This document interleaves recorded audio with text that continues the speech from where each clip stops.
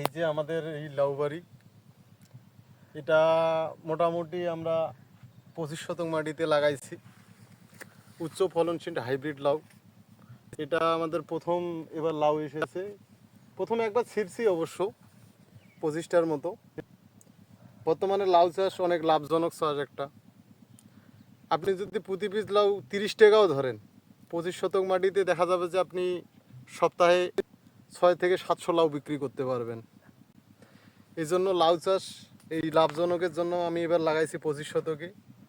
গাছ মোটামুটি এখনও পরিপূর্ণ হয়নি জাঙ্গিতে,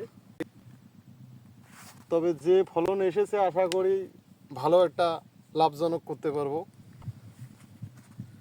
লাউয়ের সাইজটা দেখেন, এটা হাইব্রিড লাউ, যার কারণে বেশি বড় হবে না, একটু ছোটই থাকবে। লাউয়ের কালার আছে, বিভিন্ন কালার হয়। এটা একটু ধূসর সাদা টাইপের একটু কালারের। এটার ফলন অবশ্য বেশি।